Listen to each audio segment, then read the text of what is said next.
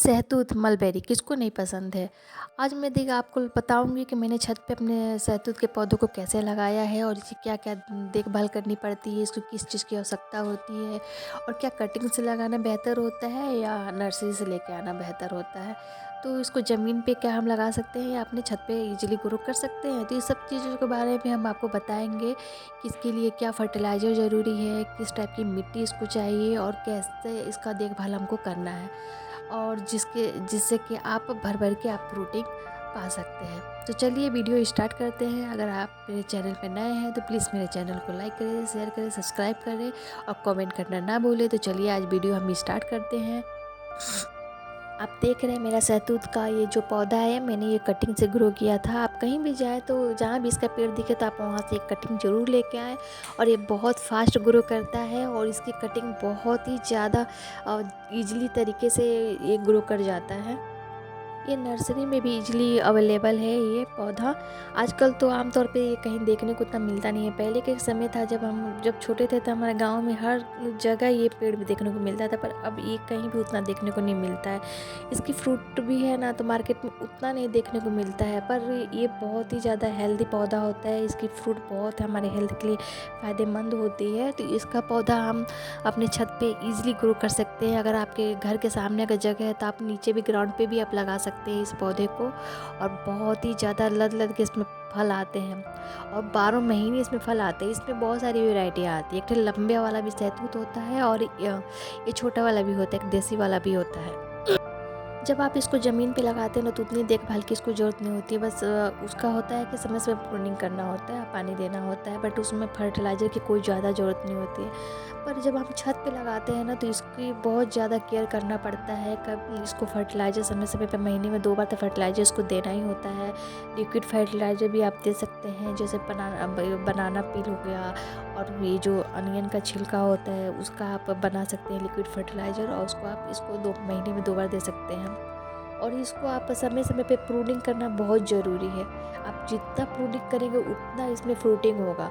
और आप हमारा देख सकते हैं कि हमारा प्रूनिंग हुआ है और कितना मतलब जहाँ जहाँ से नए नए इसमें से ब्रांच निकला है, हर ब्रांच पे फ्रूटिंग हुई है और पूरा जड़ से लेके ऊपर तक इसमें फ्रूटिंग हुई है। मतलब पूरा ये पौधा एकदम भर गया। छोटा सा ही पौधा है ये। और मैंने इसको 12 इंच के मैंने पॉट में इसको लगाया हुआ है। और ये देखिए कितना छोटे पर से इतना फ्रूटिंग हो रहा है और ये 2-3 बार इसकी फ्रूटिंग हो चुकी है और ये फिर अब तीसरी चौथी बार शायद इसकी फ्रूटिंग हो रही है फिर से। तो इसमें जब ये फ्रूटिंग देना बंद हो जाता है ना तो उसके बाद से इसको प्रूनिंग कर देते हैं, जैसे फिर से इसका ग्रोथ होता है। फिर उसमें कुछ फर्टिलाइजर इसमें देना पड़ता है, जैसे आप उसमें बर्मी कंपोस्ट दे सकते हैं और गोबर की खाद दे सकते हैं।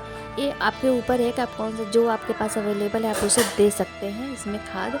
और आप चाहें तो इसे घर का बना फर्टिलाइज़र भी आप दे सकते हैं, जो हम घर पे बनाते हैं किचन वेस्ट से, आप दे सकते हैं ईज़िली।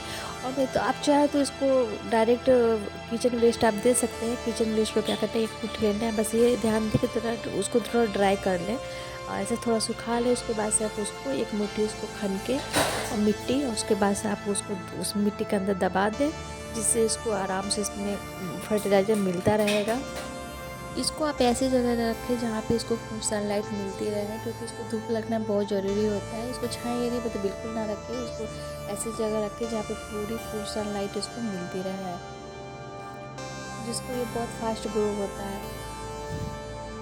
ये एक परमानेंट प्लांट होता है जो इतना फ्रूटिंग देता है। एक एक डाल में जब बड़ा हो जाता है ना तो पूरा मतलब समझिए कि इस पर पत्तियाँ कम और इसकी फ्रूटिंग ज़्यादा दिखना लग जाता है इस पर ये फ्रूट।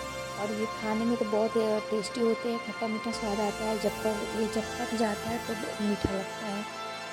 इसको खाना सब कोई पसंद करता है, बड़े हो चाहे बूढ़े हो चाहे बच्चे हो, इसको तो सबका ये फेवरेट है। हम लोग तो बचपन में बहुत सारा इसको खाए हैं। जब भी हम लोग अपने नानी के घर जाते थे चाहे दादी के घर जाते थे गर्मी की छुट्टियों में, तो ये हमारे घर पे तो नहीं लगा रहता था, बट थोड़ा सा दूरी पे लगा रहता था दूसरों घर पे।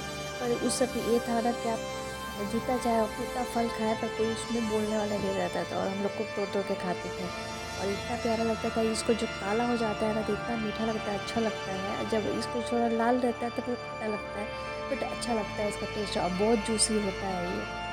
टेस्ट में तो बहुत अच्छा है। इसका चाहे तो आप जैम भी बना सकते हैं, इसको बहुत सारी चीज़ों में हम यूज कर सकते हैं।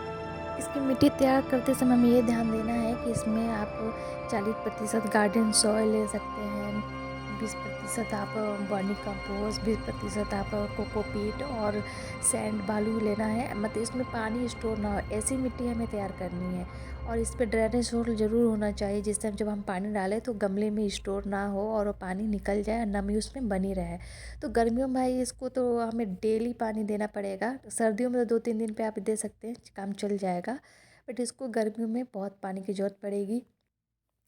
जब हम छत पे लगाते हैं ना कोई फ्रूटिंग, तो इतना प्यारा लगता है ना कि अपने छत पे लगाओ और उसको मतलब जब भी चाहे तब आप जाके उसको हार्वेस्ट करो। अब बच्चों लोग को तो मन ही खुश हो जाता है जब छत पे फ्रूटिंग देखते हैं तो। और ये ऐसा प्लांट है कि जो आपको 12 महीने फ्रूटिंग देगा। फ्रूटिंग में तो आप जैसे अमरूद का भी पेड़ लगा लेते हैं, हमारे यहाँ तो आम का भी है, तो आम का तो सीजन वाला है, बट ये अमरूद का और इसका ये जो होता है ना, जो मतलब 12 महीने हमें फ्रूटिंग देता है। जब भी इसकी फ्रूटिंग देना बंद हो जाता है तब इसकी प्रूनिंग कर देते हैं, फिर नई ग्रोथ होती है, फिर उसके बाद से फिर फ्लावरिंग होने लगता है और फिर हमें फ्रूटिंग देने लगता है। इसकी कटिंग लगाते समय आप इस बात का ज़रूर ध्यान रखें कि कब इसकी कटिंग हम लगा सकते हैं, जिससे ये मतलब बहुत जल्दी से ग्रो हो, क्योंकि सीजन पे भी डिपेंड करता है कटिंग लगाना। तो सबसे बेटर समय होता है कि आप बरसात में लगाएं, क्योंकि कोई भी कटिंग बरसात में बहुत ईजी चली जाती है और आराम से ग्रो कर जाता है। तो ये तो मैंने बरसात में ही लगाया था और ये हमको लग रहा है कि अगस्त के समय मैंने इसका कटिंग लगाया, तो आप देख सकते हैं कि कितना बड़ा ये पेड़ हुआ है। और इस तरीके से मैंने कम से कम 2-3 बार इसकी हार्वेस्टिंग हो चुकी है। और उसके बाद से फिर ये देखिए फिर से कितना लदा हुआ है ये, और पूरा जड़ से लेके पूरी और पूरा टॉप तक ये इसकी फ्रूटिंग हो रही है। और इसको जब भी आपको कटिंग इसका लगाना है ना, तो आप बरसात में ही आप कटिंग इसका लगाओ तो ज़्यादा बेहतर रहता है। अब जितना चाहे उतना आप ऑर्गेनिक अपनी छत पे वेजिटेबल्स फ्रूट्स आप ग्रो कर सकते हैं ईजिली आराम से। कोई भी फर्टिलाइज़र बाहरी तो इस्तेमाल ही ना करें, ज़्यादा हो सके तो आप घर का बना हुआ फर्टिलाइज़र इस्तेमाल करें, जैसे मैं करती हूँ। मैं ज़्यादा से ज़्यादा अपने घर के बनाए हुए फर्टिलाइज़र ही मैं अपने पौधों को देती हूँ। अगर आपको भी जानना है कि किचन फर्टिलाइज़र कैसे बनाते हैं, तो मैंने एक उस पर सेपरेट वीडियो बना रखा है, आप जाकर मेरे चैनल पे देख सकते हैं कि कैसे मैंने किचन वेस्ट से किचन फर्टिलाइज़र बनाया हुआ है और उसका यूज कर सकते हैं आप भी। Thank you for watching. Happy gardening.